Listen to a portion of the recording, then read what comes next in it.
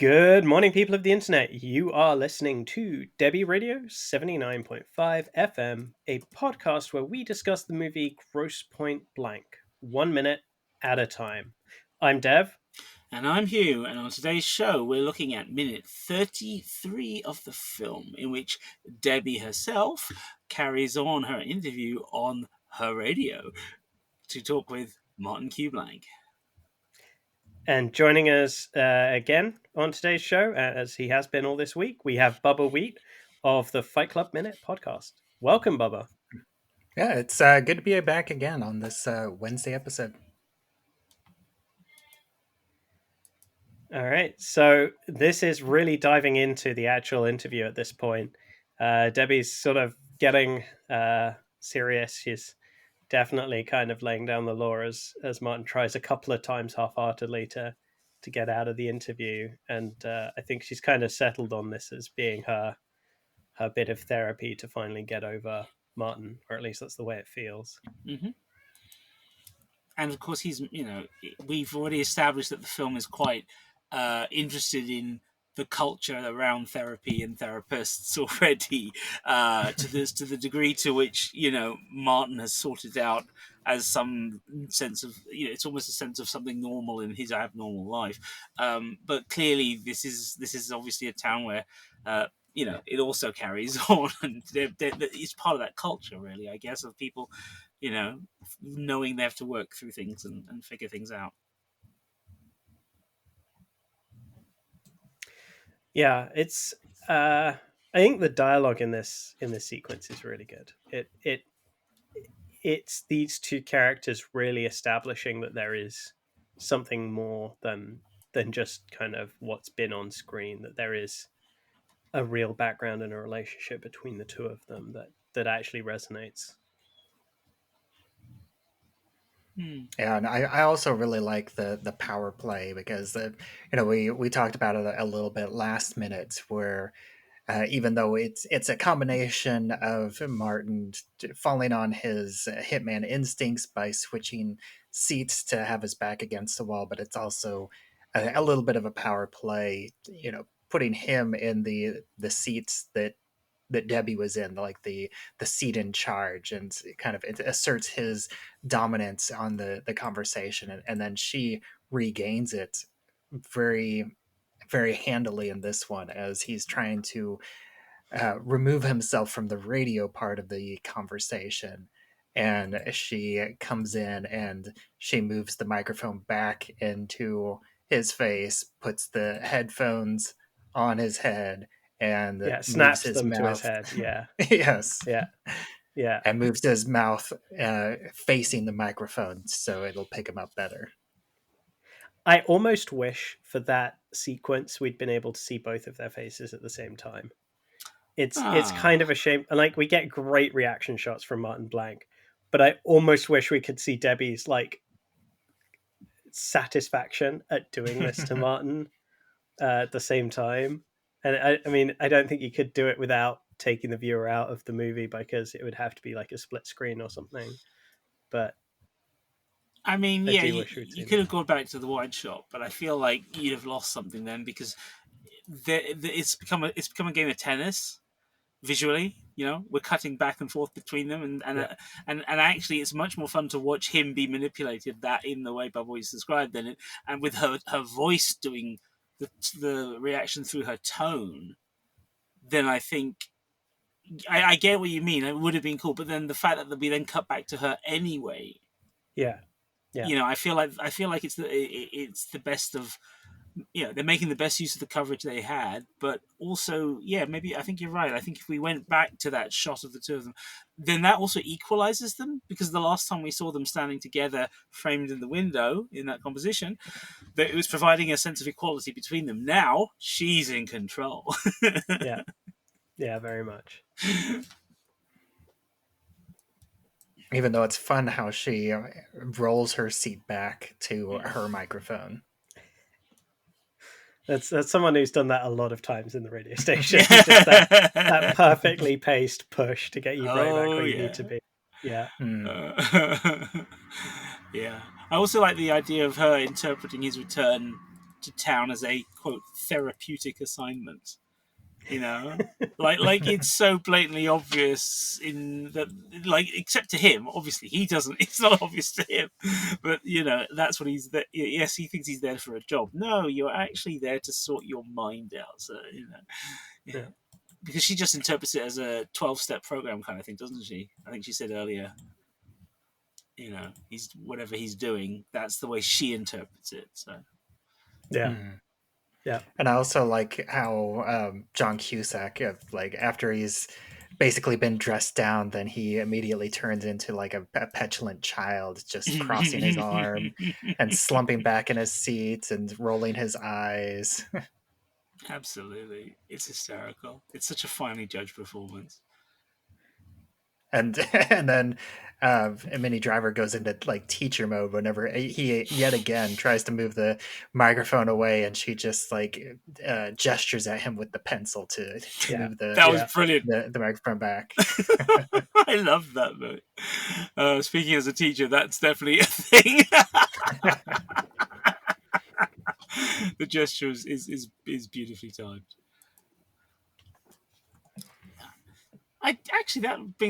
That makes me think of another point we said in an earlier episode. We were discussing if Debbie's life since being abandoned in this town has been all about the radio station, but actually this is the first moment where I suddenly thought, no, actually she might be doing something else, and this is a second. This is like a part-time role, because you've just described her as a teacher, and actually I could see her doing that quite easily in the town. I mean, I know we've been to the school, we've met one of the older teachers, so she, there's no mention of it, and I'm not saying she is doing it. It's just like maybe that this is her summer job. Yeah, exactly. Maybe, yeah. I mean, I don't know. It just lends an interesting additional dimension to her, insofar as we know she's not been pining for Martin there, although she's upset about it, but she has got a normal life. But it does make me wonder if maybe I was being too harsh in one of our earlier episodes, describing kind of this sense that she's thrown herself into this life as a radio DJ, which can be both. Because the thing I always enjoyed about being on mic as a DJ was the sense of being in control of what you do, but also there's a degree of not always, but because pre-shock jocks there was a degree of responsibility. You are a guest in someone's house through the medium of the airwaves, and therefore you can joke around and be silly and have fun and be comedic, but you're not supposed to be rude. You're not supposed to be foul-mouthed. You have to be a certain way on air, and it's addictive, particularly if you're the sort of person who wants to keep other people at several steps removed from you, which is why I think I interpreted that earlier. But actually, you're right. When you mentioned the idea of her being almost like a teacher with that gesture, I thought, I suppose maybe that's not it. Maybe this is her therapy. Maybe she gets to deal with everything that she puts up with in the town comes out on the mic, which I guess would make it very Northern Exposure again. But I don't know. Speculation. I mean, I think this is still a time when most DJs, it was their full-time job, right? And I think she's also, obviously well enough off by virtue of her dad that, she's not doing this for the money. I think she's doing this literally because she loves music. And through her love of music, she's kind of taken it to be a radio DJ and then developed that kind of community element as a byproduct. But I think the focus is still the music. That's a good point. Yeah, one thing that I did catch in the script, I didn't wasn't able to look through very much of it, but I did notice that she has a line in the old script that she mentions that the music that she plays are her own personal vinyl records. Oh, yes. Yes, they definitely don't mention that in the film. Yeah. Even though I did notice in the background, as far as the set dressing, it appears that there's a shelf of CDs in the background behind. Oh, yes. Now John Cusack. And then the other, we do see a radio or a vinyl player. Yes. We don't really see any storage for vinyl records. Yeah. And then we do see, and I think they even look like 8 tracks, because they look like the kind that you front load. Yeah. Yeah. Yeah, and it would be that age of station, wouldn't it? I mean, she mentions at one point she's doing an all vinyl weekend because of the reunion. But you're right. There's no visible space. Yeah, I'm just scanning through it now. In terms of the set design, there's no because in a place like this is slightly bigger than the one I used to work in, but it's like we had all the shelves for the vinyl was above us, right, and there was space. You tried never to put things under the desk in case there was something wrong or something broken. There was wiring loose, and or you knocked into something and made sound on air. So you never, if you brought in your own crate, you had to leave it, over to one side away from where you rolled the chair roll and stuff. So yeah, I can't see anywhere obvious unless it would be where the camera's positioned, back against that wall. So yeah, I think you've got a good point there. I think they've kept the idea without expressing it to the audience. It's sort of semi-implied. But maybe something that she does regularly anyway. Oh yeah.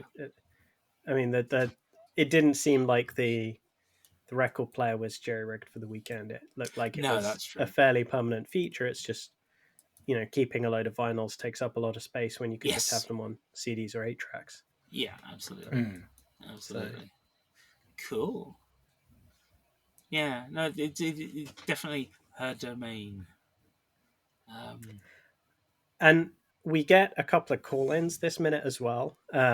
We get Nathaniel, who we definitely meet later on because he cites back to it when we meet him at the reunion. But I wasn't sure if we see Gail again in the first caller again in the. I feel like we do. I feel like there's a Gail mentioned when we get there. I was thinking of the woman in the Hippo Club that's played by is it Amy Cusack? Mm-hmm. Is that Gail? Let's have a look. Anne Cusack plays Amy. Oh no, it's Amy and it's Anne Cusack, Mary right? Blank, Felix. Yeah, I'd have to look at the full list, but I don't. It's not certainly no one listed in the top cast. Let's have a look. All cast and crew. Here we go. Gail. Boom, boom, boom.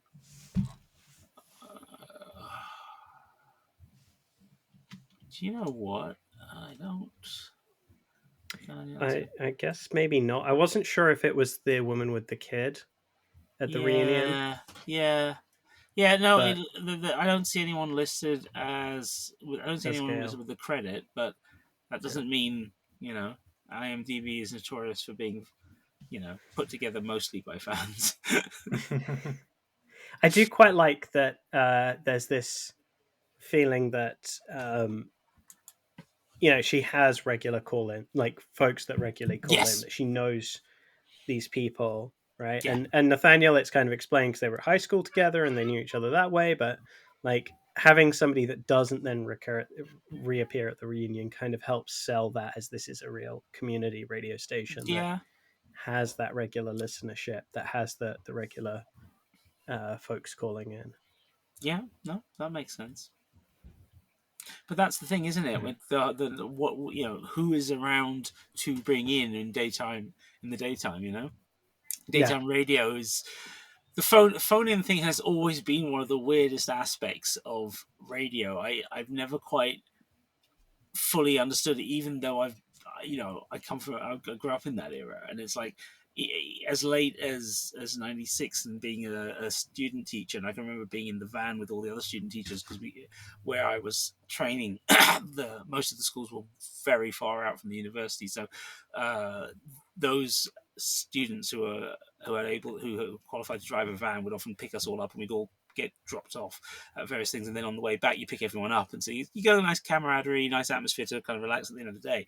But one of the things you would sometimes do is because you'd have to agree to the one radio station so that we could all listen to it, which in England at the time was Radio 1, and we just it was just one of those things where every once in a while you just get so bored, someone grabs a phone and goes, "Hey, let's ring him. Let's do this. Let's ring him in and see what happens." And it just always seemed like this weird buzz of, "Oh, that's us on being talked about there." It all just seemed very odd, very odd. But I guess if you got nothing else to do in the day, I guess it's going to be her audience is going to be, kids bunking off school and people who are sick from work and retirees. It's going to be a very very parochial group in some ways. Yeah, there's only been one time that I remember I actually called into a radio station, and they were having some discussion about Chuck E. Cheese, which was where I worked at the time, and and so I called in to give them some inside information about the fact that I worked there, and I don't remember exactly what it was about because this was probably like 10 years ago at this point, but I remember that I talked to the person that does the pre-call to ask me what I had to say, and then they put me on hold, and then they put me on air.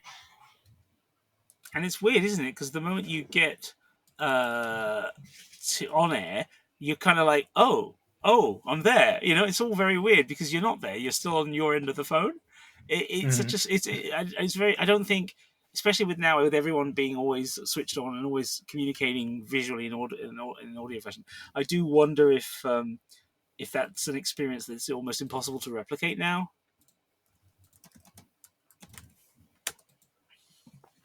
Yeah, a little bit. I mean, I feel like you get that a little bit whenever you're guesting on somebody else's podcast. Appropriately. Yeah, I mean, maybe that's why I volunteer to guest on people's podcasts so often. Nice. A little bit of nostalgia. I mean, the first time I started doing podcasting, which was, must be 6-7 years ago now, I did kind of feel like, oh, this is radio all over again. I mean, and it's not. It's actually quite different. But as you say, when you're guesting on someone else's, there is that sense of, yeah. And also now that we do all of this, we don't have to be in the same room doing it as well. There's also that sense of calling in. But I also feel like that there has been a shift in terms of terrestrial radio as well, where especially with the morning shows, because back in this day, I mean, this feels like a very advice radio show, just talking. This honestly does feel more like a podcast style radio show, but back in this era, I feel like most of the morning shows were like the morning zoo type, the wild and crazy sound effects, prank calls, that kind of stuff. And I feel like these days morning radio is more of a podcasting feel where the DJs talk more about their lives, and there is a little bit of like silliness and gags and bits, but I feel like that the whole podcasting trend has made its way into radio more in the past 5 years or so. Wow. It's been a long time since I listened to any, which is why I'm fascinated to hear this. This is, I suppose it was inevitable as well, wasn't it, really? Because I imagine a lot of what they do is only heard by people listening, coming in later on and downloading it from the website. Or I wonder how many people listen to these things live still. Obviously, if you commute, it's a different matter. But yeah, but I do wonder with the amount of people who, you can carry your own sounds with you these days more than ever. Apologies. So, thank you very much, Internet. This was minute 33 of the Grosse Pointe Blank podcast, Debi Radio 79.5 FM, featuring your hosts, co-writers, co-producers, Dev Seliger, and myself, Hugh David. Today's guest was the lovely Bubbawheat of the Fight Club Minute podcast, and you can find him at... Well, you can find me everywhere on social media where I'm at Bubbawheat, and I do also have another website that I've had for over 10 years now. It's called flightstitesmovienights.com, and It's not as active, but that's where I have done written reviews of over 500 superhero and comic book movies. And that was a long running project. And these days, I mostly keep it up to date, as we talked about earlier. I do a lot of podcast guest appearances, so I have a page on that site which collects all of my podcast guest appearances. So you can go there and hear all the various, mostly movie podcasts that I've been on. Cool. Awesome. You can find us on all good podcast players, as well as on YouTube, X, formerly known as Twitter, and Spotify as @Debi Radio, as well as on our website, debiradio.com. And for all of those, it is DEBI Radio. And if you want to talk with us, find us on the Facebook listeners group, which is also DEBI Radio, Debi Radio 79.5 FM Fan Club. Sure was clear that all of this was new. Concentrating hard like a little girl, smoking for the first time.